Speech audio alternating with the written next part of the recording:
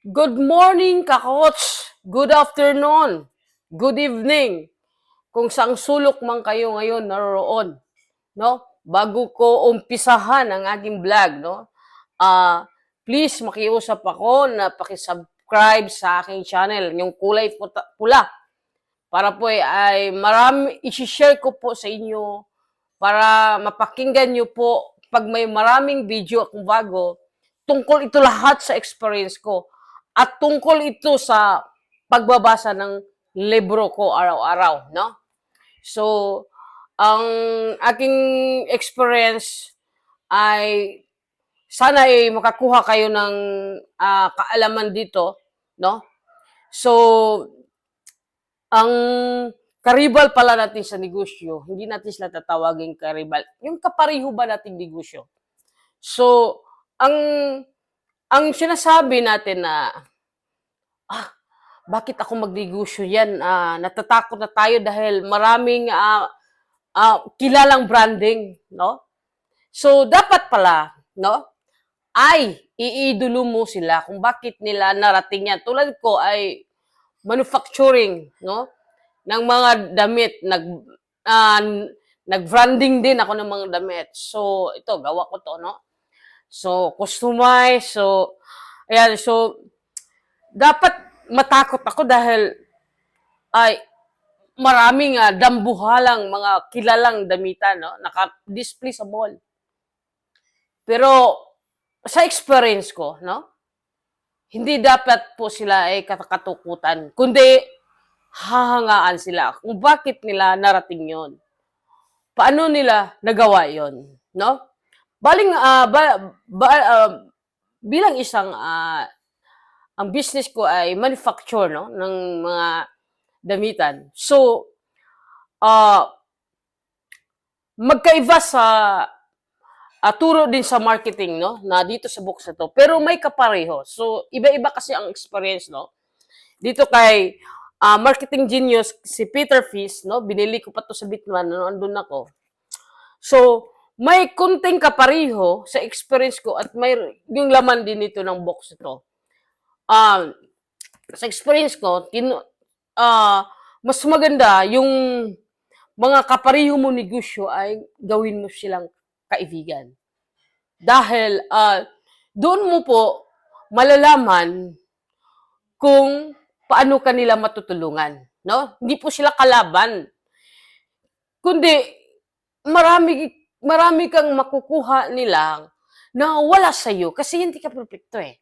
Tulad sa akin ay manufacture ako ng damitan. So, may gusto kong idea na gusto kong i-display sa showroom ko, sa tindahan ko, pero hindi magawa ng aking production dahil alam ko kaya nila, kaya lang, loaded po sila. Marami po silang proyekto na ginagawa. Marami pong order. Lalo sa services ko dahil malakas talaga yung services ko. So, ang pinili kasi sa aking company ay, sa aking negosyo ay, kung ano ang request ng customer, ay ginawa naming lahat. Parang kaya namin gawin yon. Kahit anong klaseng ipagawa, basta tungkol sa mga damit, tungkol sa customize, no? Sa print, no, yan, sa tailoring, sa pagkakat, lahat ay ginawa namin yan. So, yung gusto mong ay i-display sa showroom, hindi mo na siya magawa dahil nagbabranding ka ng pangalan dahil ito'y busy na ang production mo. So, ang gagawin mo ay makipag-ibigan ka sa kapwa mo factory, sa kapwa mo nagbibinta kagaya ng negosyo mo. So, kausapin mo sila na kaya ba nilang gumawa ng ganito? Kasi, kailangan ko ng maraming display. No, na hindi man kaya ng production ko dahil busy. So ang ginawa nila, ang gusto mo, ginawa din nila. So, parang nag-partner kayo na hindi man nagkakilala ang bawat company, ang may-ari ng company, pero tinuturing ko silang business partner kasi nagawa nila yung gusto kong i-display sa tindahan na mura at nalagyan ko ng kapangalan ko. Na quality din ang gawa. So, pag-order mo hindi quality, so, hindi ka ulit mag-order. So, gawin mo rin experience Yun, i-experience mo lang din yung mga product nila, i-enjoy mo. Kung gaya ba ng quality sa gawa ng production mo. Ganun mga katrupa. So, hindi kailangan na sila ay matakot sa kanila, kundi i-idolize mo sila kung bakit narating nila sa ganyang klaseng negosyo. Ganun po, yun po yung aking natutunan, no, sa experience ko at sa pagbabasa ng books, no.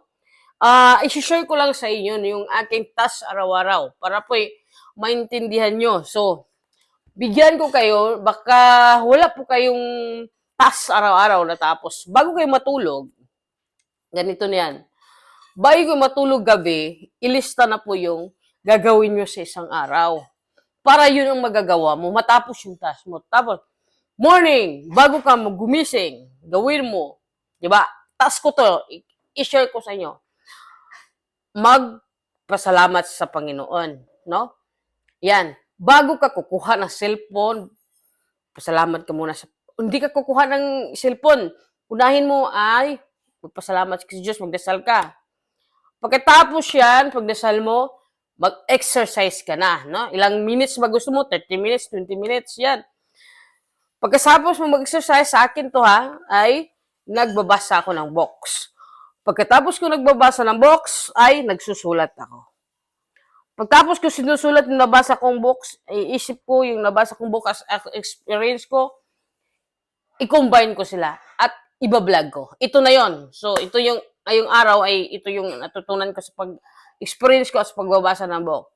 At pagkatapos nito'y maligo na ko. Pagkatapos, iikot na ko sa negosyo ko. Doon, sa negosyo, doon mo na naman i-motivate ang mga tao hanggang matapos ang task mo sa isang araw, wow, success ka. Dahil natapos mo ito. Bakit kailangan mo isulat? Bakit kailangan? Dahil para hindi ma-distract yung oras mo, yung minuto mo. Dahil napaka-importante yan. Dahil pag wala kang nasulat, dyan sa notebook mo, tulad mo, sinutulat ko ang kalamaman, schedule wala kang nasulat, kinabukasan mo biglang mag-invite sa'yo, magpunta sa pista, patay, agad tayo pumunta. Dahil wala naman kang tinapos sa task, wala kang sulat, okay lang, lumabas ka. Nasayang ang oras mo. No? Magpunta tayo sa, birthday. Wala ka namang, sulat, so hindi mo alam ang task mo, hindi mo alam. So, kailangan na kailangan. Yun po, yung task ko, everyday yan, no? Everyday yan. Minsan, mapagod ka, isang araw, dalawang araw, tinatamad ka, pero hindi ka pa rin sumuko. Consistency ba? Ayan, ganyan ba? Hanggang masanay yung katawan mo, hahanap-hanapin mo yan. Okay mga kots, so salamat at sana may natutunan kayo sa vlog ko. Mwah!